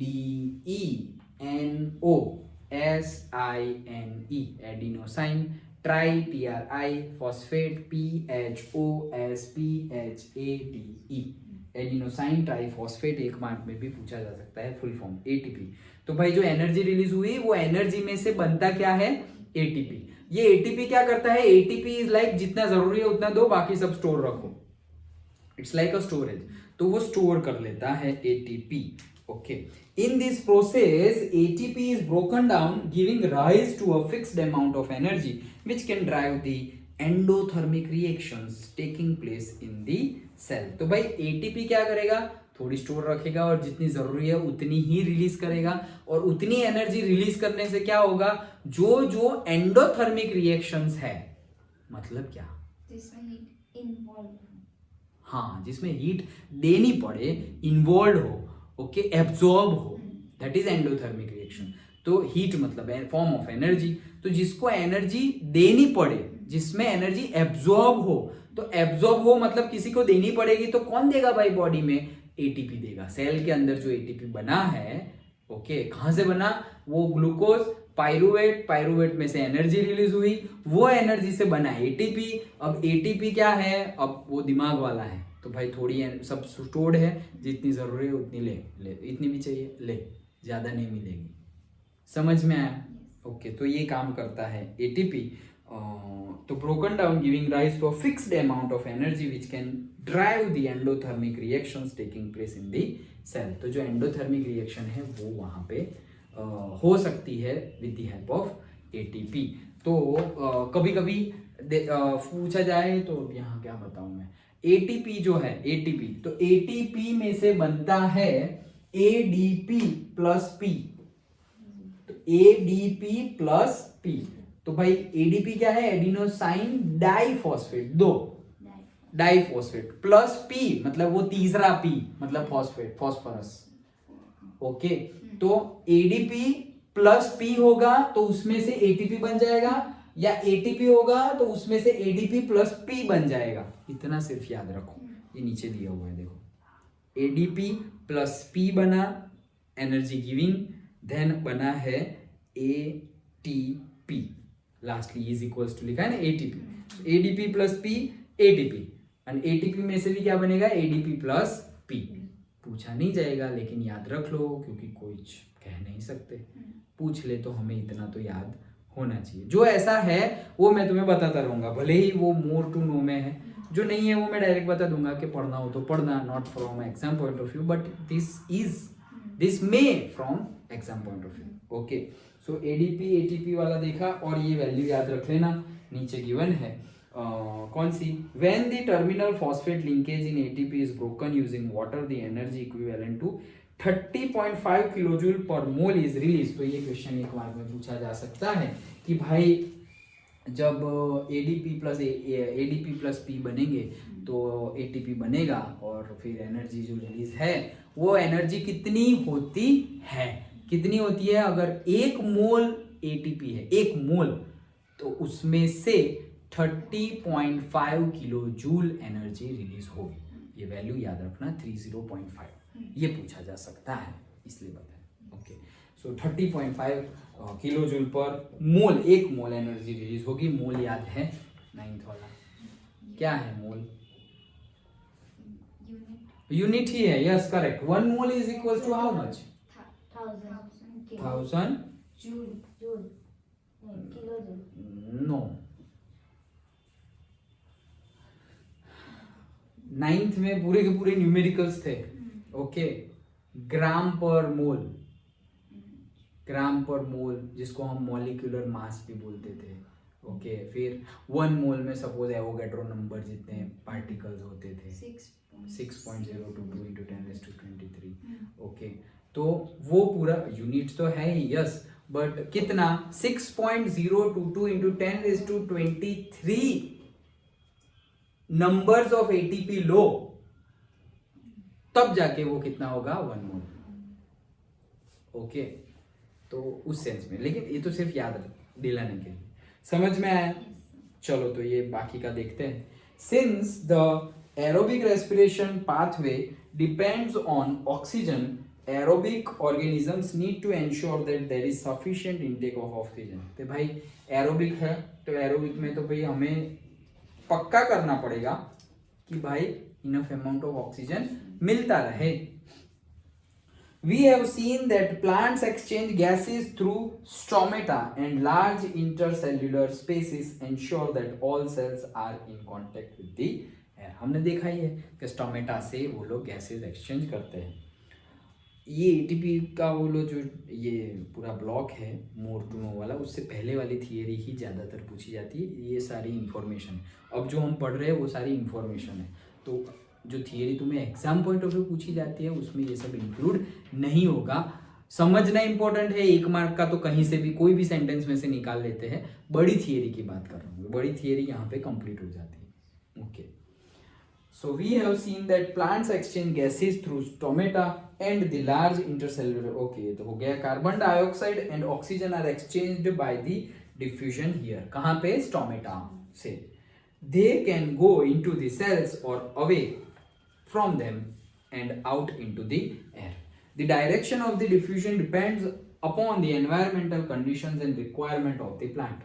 ये सब सिचुएशन सिंपल है कि भाई एनवायरमेंटल कंडीशन क्या है उसके हिसाब से, और प्लांट की नीड क्या है उसके हिसाब से ऑक्सीजन भी अंदर आएगा और CO2 भी अंदर आएगा और ऑक्सीजन भी बाहर जाएगा और CO2 भी बाहर जाएगा, depending upon the requirement, okay. At night, when there is no photosynthesis occurring, CO2 elimination is the major exchange activity going on. Okay. CO2 elimination क्या कर रहा है? CO2 तो गेन कर रहा है पूरे दिन में, क्यों? क्योंकि फोटोसिंथेसिस के लिए CO2 इज रिक्वायर्ड। तो फोटोसिंथेसिस करने के लिए CO2 रिक्वायर्ड, इसलिए CO2 गेन कर रहा है, ओके। अब रात में सनलाइट है नहीं, फोटोसिंथेसिस हो नहीं सकता, तो फोटोसिंथेसिस नहीं हो सकता है, इसीलिए अब CO2 का कुछ काम नहीं है। तो अंदर जितना CO2 है उसके पास, प्लांट के पास, वो कुछ है नहीं तो बाहर निकाल दे। दैट्स वाई रात को ट्री के पास नहीं सो जाना चाहिए।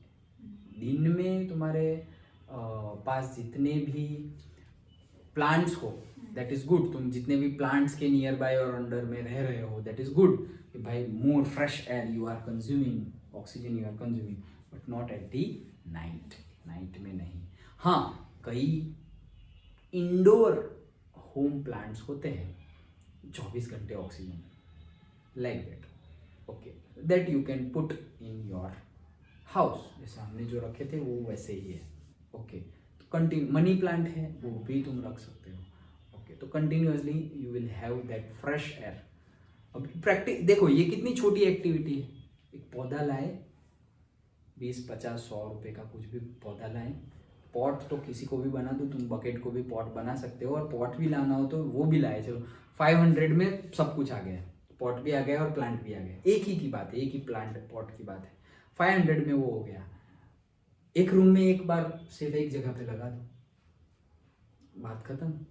वो रूम में जितने लोग जब तक रहेंगे उनके लिए वो इनफ ऑक्सीजन मिलता रहेगा। तुम्हें भी फिर टेक केयर करना है, वो तुम्हें ऑक्सीजन दे रहा है तो हमें पानी देना है, देखना है कि उसमें लाइट गिर रही है या नहीं गिर रही है। क्वेश्चन आ रहा है, तुम लोग सोच के आना और सर्च करके आना कि जैसे हमने अभी पढ़ा कि रात को तो सनलाइट नहीं मिलेगी तो फोटोसिंथेसिस नहीं होगा, CO2 का कुछ काम नहीं है, इसलिए बाहर निकल जाएगा। If we provide artificial light in the night, can photosynthesis happen? सोचो, सोच के आना, क्योंकि सब कुछ तो है उसके पास, क्लोरोफिल भी है, CO2 भी है, सनलाइट ही नहीं है, वाटर भी है, सनलाइट नहीं है। तो सनलाइट के बगैर कुछ और light, artificial light, heat we will provide.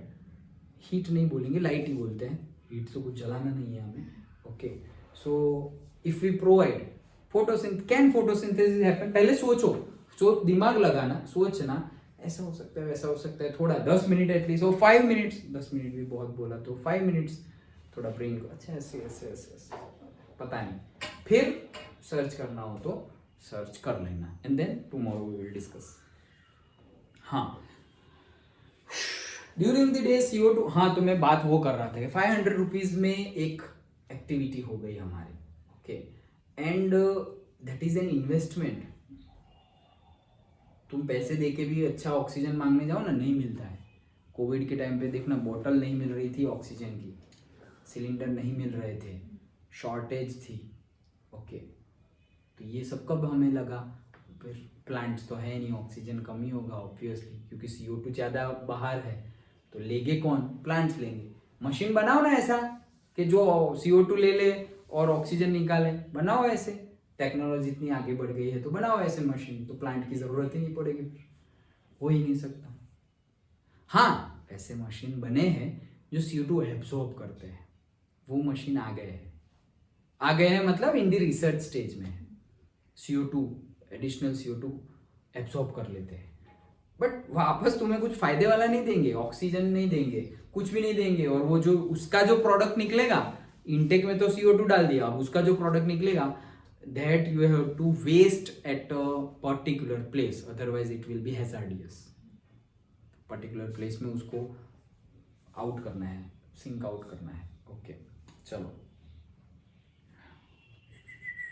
During the day, CO2 generated during respiration is used up for the photosynthesis. Hence, there is no CO2 release.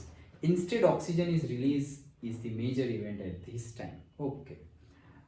बस ये इंफॉर्मेशन थी। आगे animals have evolved different organs for the uptake of the oxygen from the environment and for getting rid of the carbon dioxide produce. तो जो उनकी body में भी carbon dioxide produce होता है, वो भी वो बाहर निकालते हैं, और उनको जो ऑक्सीजन चाहिए उसके लिए भी different steps, different methods they are using, different organs they have. अपने जैसा नाक सबको नहीं होता, ओके, उनका अलग होता है। Terrestrial animals can breathe the oxygen in the atmosphere. Terrestrial मतलब जो जमीन पे रहते हो उनको बोलते हैं टेरेस्ट्रियल, टेरिटरी को बोलते हैं जमीन। ओके, तो टेरेस्ट्रियल मतलब जो जमीन पे रहते हैं उनको, उनके लिए क्या है भाई, एटमोस्फेयर में से भी हम okay direct. But animals that have in water need to use the oxygen dissolved in water. तो जो पानी में रहते हैं, जो ओशन में रहते हैं, रिवर में रहते हैं, ओशन में रहते हैं, तालाब में रहते हैं, they have to use the oxygen which is dissolved in water. वो कौन डिसॉल्व करने जाता है? नेचर खुद करता है, कोई करने नहीं जाता। ओके, सो जो डिसॉल्व हुआ है वाटर, वो वाटर यूज करता है कौन? Aquatic animals.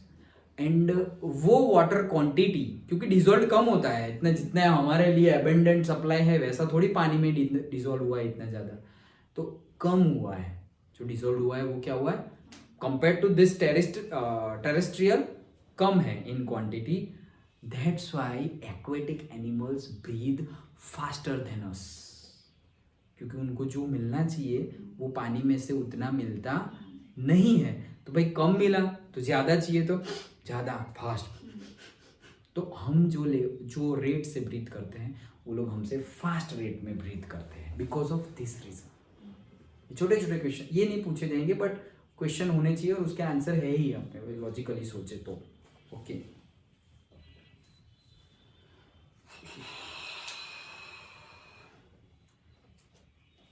That's it. हाँ, नीचे since the amount of dissolved oxygen is fairly low, वही चीज आई, compared to the amount of oxygen in the air, the rate of breathing in aquatic organisms is much faster than that of the seen in the terrestrial organisms. Okay, then fishes takes in water through their mouths and force it past the gills where the dissolved oxygen is taken up by the body. तो भाई mouth से लेते हैं, ऐसे मुंह खुला, ऐसे कुछ जा रहा है अंदर। ओके, तो मुंह से लेते हैं एंड पीछे यहाँ पे गिल्स होती है, तो गिल्स ऐसे निकल जाता है, ओके। लेकिन यहाँ पे एब्जॉर्ब हो गया और फिर वो CO2 निकल जाता है। तो याद रखना, मुंह से लेना, माउथ से लेना एंड गिल्स से निकाल देना। किसके लिए? फिश के लिए। Terrestrial organism use the oxygen in the atmosphere for respiration. Okay. This oxygen is absorbed by the different organs in the different animals. Yes. All these organs have a structure that increases the surface area which is in contact with the oxygen rich atmosphere. तो मतलब ये जो सारे organs है वो oxygen rich atmosphere में ही involved है। जैसे हमारा नाक हमेशा oxygen rich environment में ही रहता है, कभी पानी में डाल दिया, कभी मिट्टी में डाल दिया तो गए। ओके। सिंस कहाँ गया? वहीं से ना। Since the exchange of oxygen and carbon dioxide has to take place, वो ओपन कर दो ना कर्टेन्स, हाँ वही। So since the exchange of oxygen and carbon dioxide has to take place across this surface is very fine and delicate. तो यहीं से सब कुछ होता है, इसलिए ये सरफेस क्या होती है? फाइन होती है और डेलिकेट होती है, बहुत ही ज़्यादा सॉफ्ट होती है। हमारा लग रहा है ये कि थोड़ा हार्ड है, ये यहाँ तक का हार्ड है, अंदर का बहुत ज़्यादा सॉफ्ट, एकदम सॉफ्ट होता है। ओके, डेलिकेट बहुत खो जाता है यार यहाँ पे। In order to protect this surface, it is usually placed within the body. Okay, तो जनरली प्रोटेक्ट करने के लिए क्या होता है? ये पूरा का पूरा विदिन द बॉडी ही रखा है गॉड ने। So there have to be passages that will take air to this area. तो भाई रास्ते हैं, जो रास्ते पैसेजेस ले जाते हैं वो पार्ट तक, जहाँ से फिर वो आगे बढ़ेगी एयर। बहुत सिस्टमेटिक बनाया है। In addition, there is a mechanism for moving the air in and out of this area where the oxygen is absorbed. तो फिर एयर को अंदर बाहर करना, इन आउट करना, उसके लिए भी मतलब है। जैसे हम कैसे खुद कर रहे हैं ना, नॉर्मली जो ब्रीथ कर रहे हैं तो भाई अभी भी अंदर जा रहा है और अभी भी बाहर निकल रहा है और सब कुछ हो रहा है, लेकिन हम कुछ जानबूझ के लेना ही नहीं, बस ले लिया इतना, दैट मीन्स हम ऐसा कर सकते हैं। तो वही चीज बोल रहे हैं। ओके, द पैसेज क्या हुआ? वैसे करता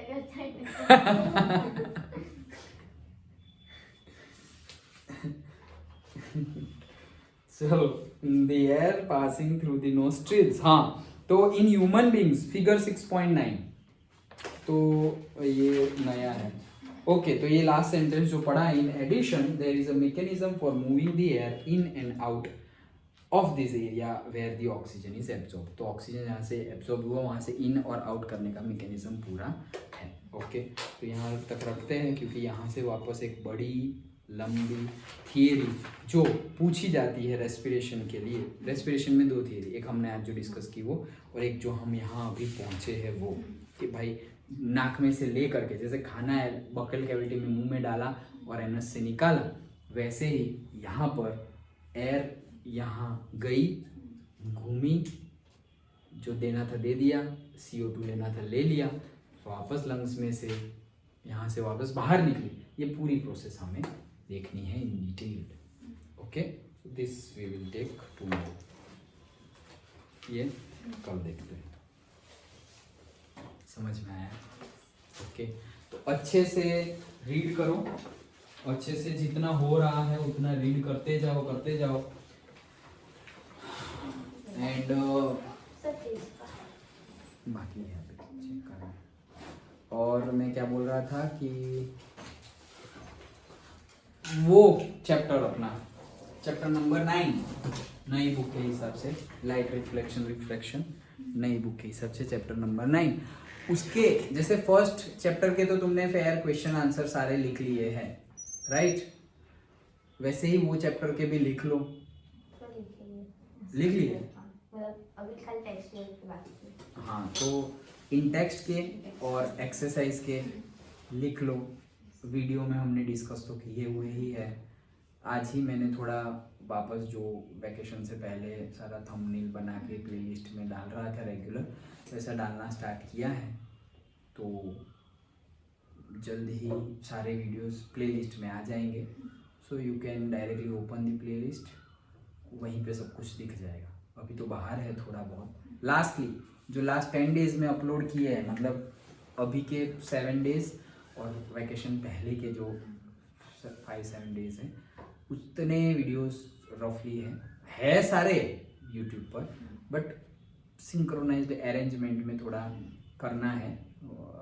टैग लाइन और वो सब बाद में लिखूंगा, बट एटलीस्ट प्लेलिस्ट में पहले डाल दूंगा, सो दैट तुम खोलो तो एक के बाद एक तुम देखते रहो।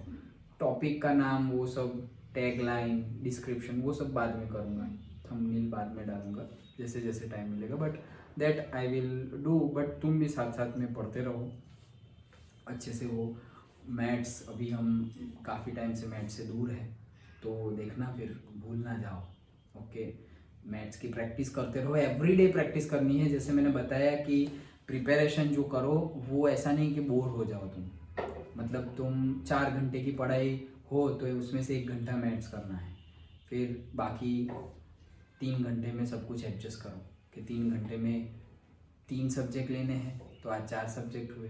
फिर दूसरे दिन के 4 घंटे में मैथ्स तो लेना ही है, अब वापस 3 है, तो जो दूसरे 2 बाकी है वो 2 ले लो और वापस उसका कोई 1 ले लो। ऐसे करके एडजस्ट करके 6 सब्जेक्ट तुम्हें कंप्लीट करना है। ये तो 4 घंटे हो, तो तुम ज़्यादा लो तो अच्छा है, ले लो, ख़त्म हुआ तब। जो ज़्यादा लो तो 1-1 घंटा मिलेगा। 6 घंटे पढ़ रहे हो तो 1-1 घंटा मिलेगा एक सब्जेक्ट के लिए।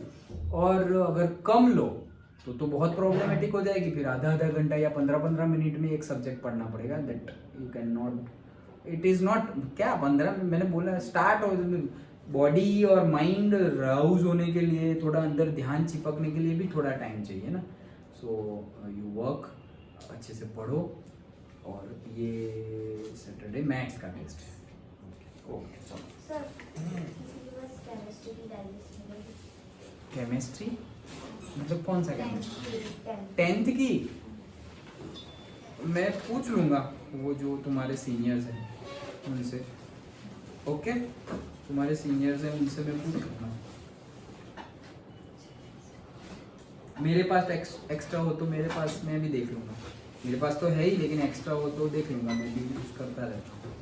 ओके, नहीं तो उनके पास होगी, सीनियर्स के पास, वैसे भी उनको अब कुछ काम नहीं। हाँ बाय।